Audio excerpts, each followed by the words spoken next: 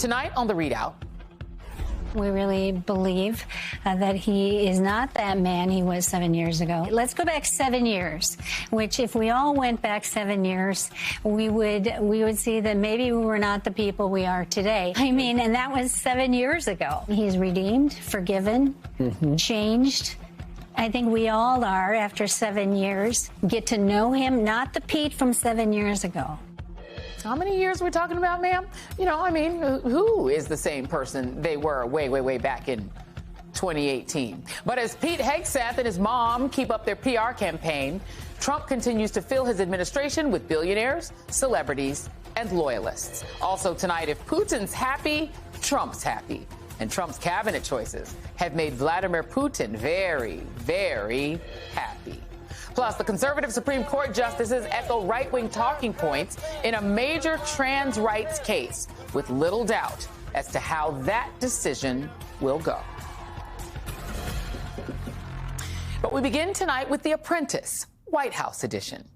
Now, people who watched the show The Apprentice and became enamored by Donald Trump because of it just assumed that he was the one in charge. But that is not actually how it worked. The professionals, producers behind the scenes, called the shots. And Trump had just one job: to strut into that conference room set built by the Apprentice team in Trump Tower and say this. Tammy, you got in the way of your team, and your disloyalty has been just terrible, and you sort of understood that. Throughout, really, or just this one particular task? Let's say it doesn't matter. I mean, it was so obnoxious in this particular case. Tammy, you're fired. Okay, now, maybe people who voted for him didn't understand that Trump was not behind all of that.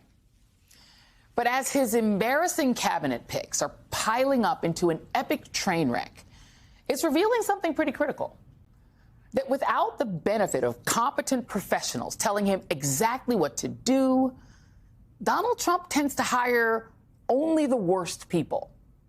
He's not the great businessman The Apprentice sold him as. That was an act, which he frankly did really well. But real-life Trump is only functional when he's surrounded by people who do all the work. While left to his own devices, his companies fail. In fact, his main skills seem to be getting his father or star-struck big banks to bail him out after the failures of his hotels and casinos. But left to just do whatever he wants to do, Donald Trump tends to foul up. The character he played on The Apprentice is not real. And now we are seeing in real time what it looks like when he does get to pick whoever he wants to fill out his White House, free from all the pinhead Washington types counseling him. And you know what he's doing? He's choosing alleged rapists, sex pests, grifters, and random people he likes watching on TV. Matt Gaetz went up in flames as his attorney general pick over allegations of sexual misconduct involving a 17-year-old girl. And as for Nepo baby RFK Jr., his children's former nanny says he sexually assaulted her. Both men deny the allegations. There's TV doctor Mehmet Oz, who's still hawking dubious herbal supplements from a company he invests in while tapped to lead the Centers for Medicare and Medicaid Services. And there's the other TV doctor, the Fox contributor, picked as Surgeon General, and the Picasso enthusiast with no military experience chosen to lead the Navy. Trump is like a little kid picking a cabinet. Ooh, I like that one. That one seems cool. Central casting. And his latest flameout is a telling example. Trump's choice to lead the Drug Enforcement Administration, the agency that investigates international drug crimes, Chad Krosteiner, is a Florida sheriff with virtually no experience in the kinds of complex international investigations the agency handles. After declaring it an honor to be chosen, he promptly withdrew from consideration this week. Now, for the right, the trouble with Krosteiner was not that he isn't qualified to lead the DEA, which he's not. In fact, Krosteiner's main attribute for getting picked seems to be that he's married to the daughter of a billionaire, former San Francisco 49ers owner Edward DeBartolo Jr., who Donald Trump pardoned in 2020. He'd been convicted in a gambling fraud scandal. The main issues with Krosteiner for the right were twofold. In 2020, he arrested a pastor who violated the COVID orders to keep places of worship closed.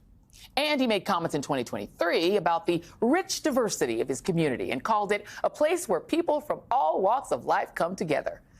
Diversity? Ew, unacceptable.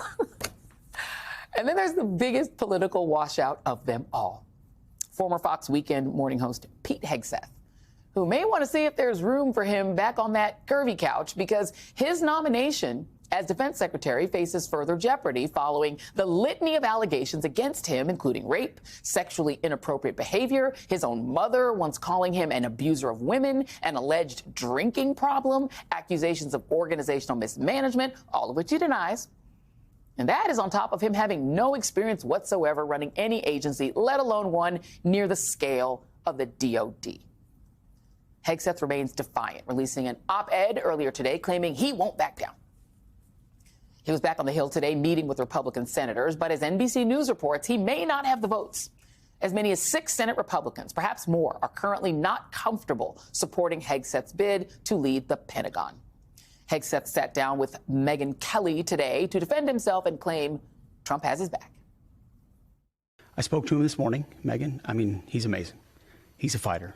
He's been through this himself. And he told me the last thing he said to me, well, 2 things he said to me when I left his office when he chose me was, well, besides what he said about being a warfighter, we can get into that, was you're going to need to be tough as You're going to need to be tough as But he paused again as I was walking away and said, but you're the man for this moment.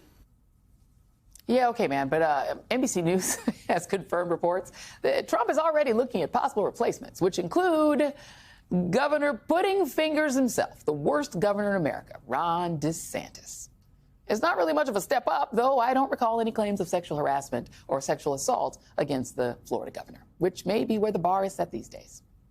DeSantis is, of course, the guy who signed a bill allowing the police to crack down on protests, locked up voters who'd served their felony sentences, and looked the other way when Nazis marched in his state with DeSantis signs. He okayed detention camps for homeless people, passed the anti-LGBTQ Don't Say Gay law in Florida schools, pushed the most book bans in the last school year in all of America, and used Florida taxpayer money to fly migrants from Texas to Martha's Vineyard just to troll the libs, and also the 6-week abortion ban, you name it. You know, a perfect giant step up.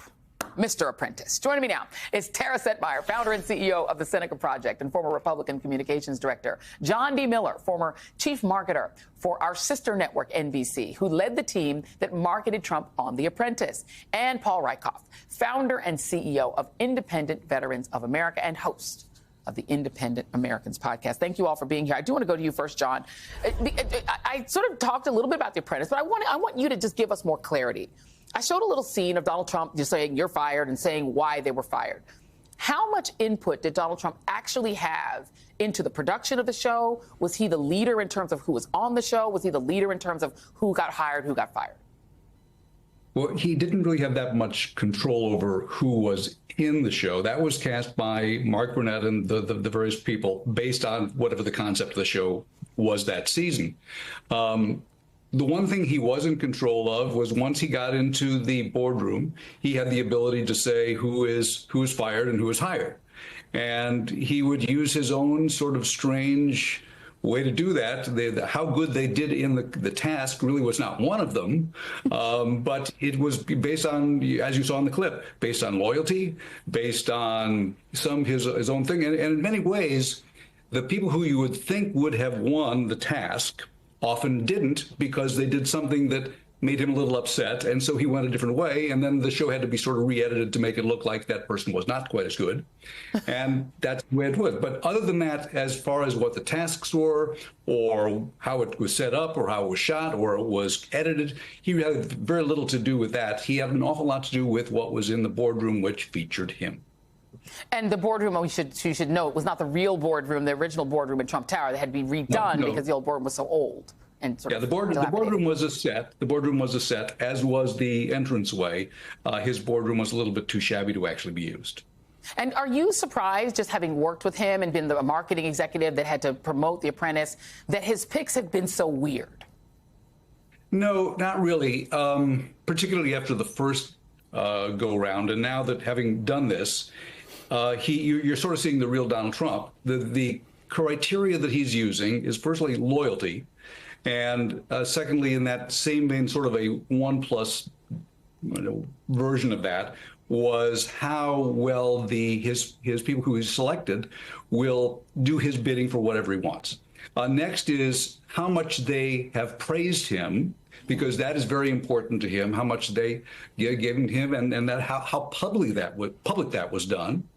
And then next, he is sort of being his own casting agent. It's sort of how they look in the job. Number 5, well down that list, if there could be 6, 7 through 9 that I can't think of right now, but the last one would be actual ability to do the job based on credentials or experience. Yeah. Though that does not seem to be important. It does not. Paul Rieckhoff, and that brings me to Pete Hegseth, and because this is the biggest single agency in the federal government. I don't think people are. This is 3 million people. It is a multi hundreds of billions of dollars spent a year, maybe a couple trillion, 3 trillion, I think, a year. It's a huge agency. It's a huge organizational beast. And it seems like Donald Trump picked Pete Hegseth because he likes him on TV. Talk about what that might mean. On top of all of the allegations against him, there are a lot of women in the military who've got to be thinking, okay, this guy might not be a leader that we want. Does he seem like a leader of men and women that you would feel confident in as DOD, as head of the Department of Defense? He's the most radical, most political nomination for Secretary of Defense in American history.